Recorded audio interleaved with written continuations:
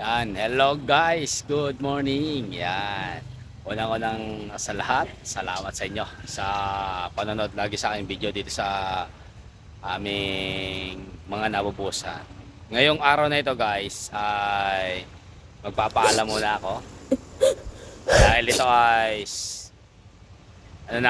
last day signing off ko na dito sa company. Yan. Pero syempre, yung ating mga nasimula na vlogging ay pupuntahan pa rin natin. Meron uli akong mga panibagong iba-vlog.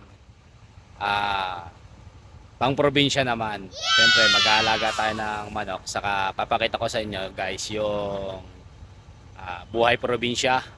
Kung paano ba yung pwedeng maging diskarte natin.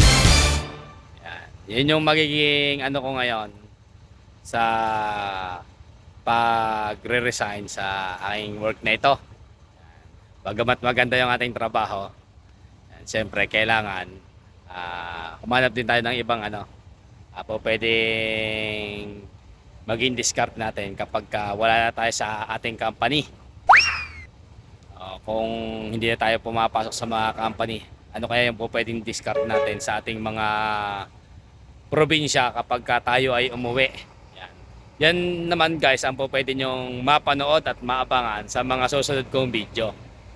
Kaya doon sa mga nauna nating mga video, sa mga flood control, yan, doon sa mga daan, mga DP works, yan, pupuntahan pa rin natin yan. Pero syempre hindi na ganun kalimit. Abang-abangan nyo lang guys. Maraming salamat po sa inyo ha. Ito na. Punta na natin yung aking mga tropa dito. Paalam na tayo. Ayan. Hello guys, yan. Ito ang aking tropa. Ayan. Papaalam. Papaalam na ako sa mga tropa. Ayan. Ingat kayo dito, tropa. Ikaw rin ba? Ikaw rin. Thank you. Yun, salamat. Ayan boss. Dito tayo sa pump crew. Sa mga pump. Yun.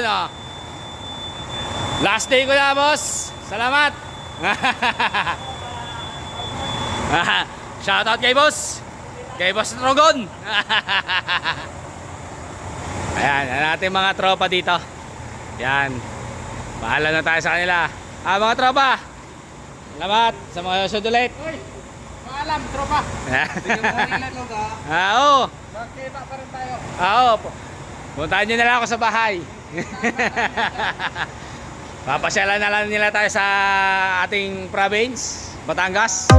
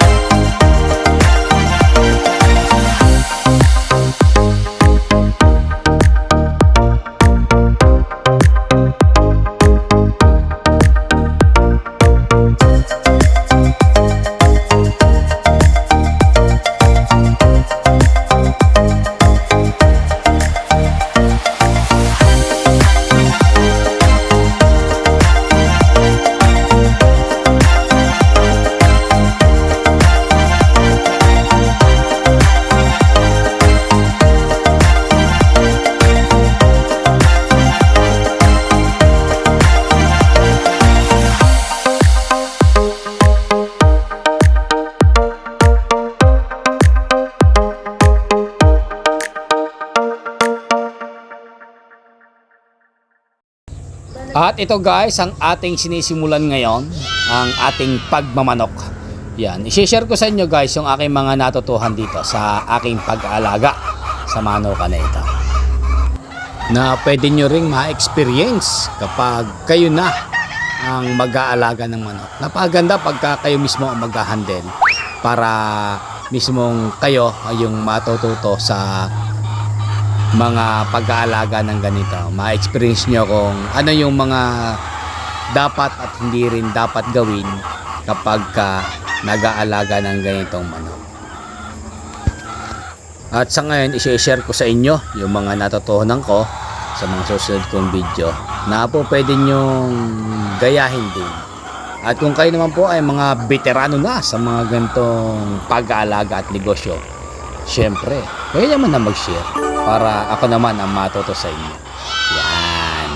Para kung may iba kayong diskarte. Yan. Subukan natin dito kung pwede at magiging maganda.